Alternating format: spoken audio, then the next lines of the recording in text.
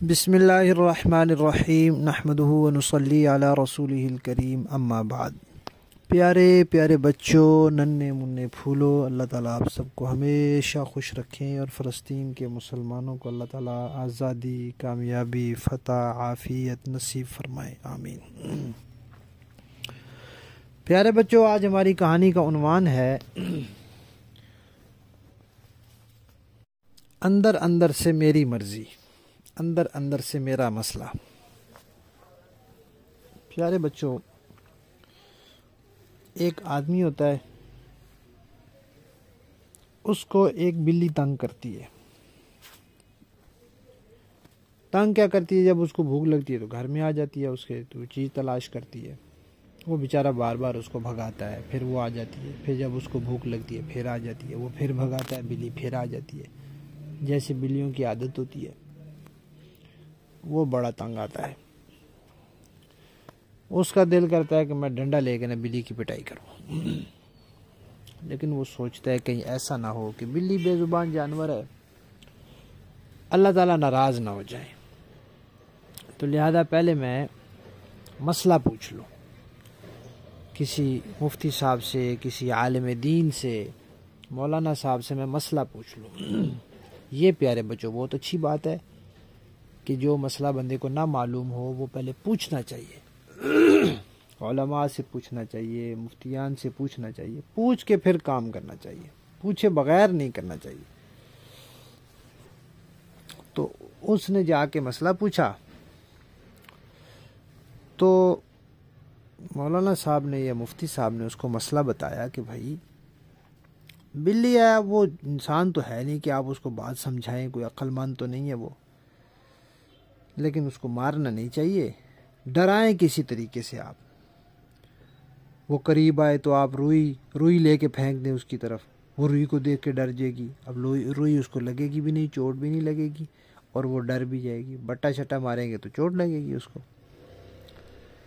تو اس بندے نے کہا جی ٹھیک ہے۔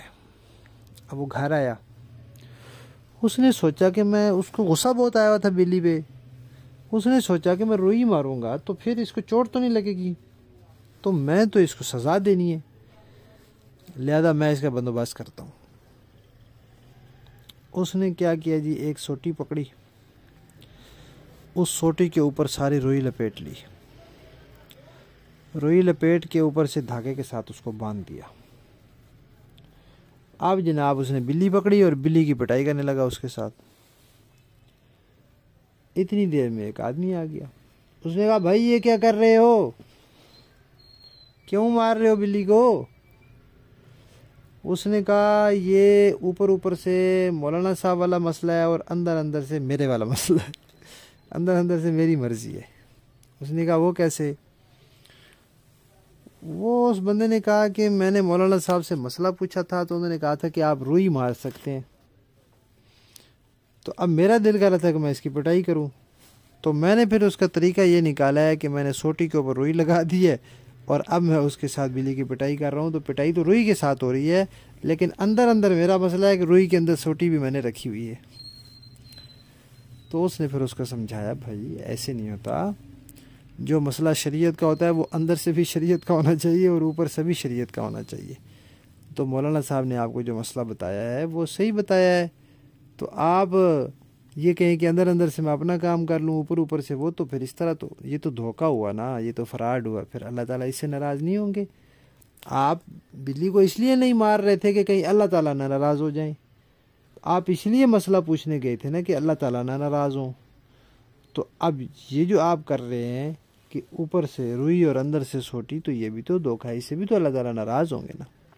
تو پھر اس کو بات سمجھ آ گئی اور اس نے توبہ کی کہ آئندہ میں ایسے نہیں کروں گا، جو بھی کام شریعت کا ہوگا، دین کا ہوگا، اللہ اور اس کے نبی کا ہوگا، تو جیسے ہوگا اس کو ویسے ہی مانوں گا، اندر اندر اپنا مسئلہ اس میں نہیں بناؤں گا۔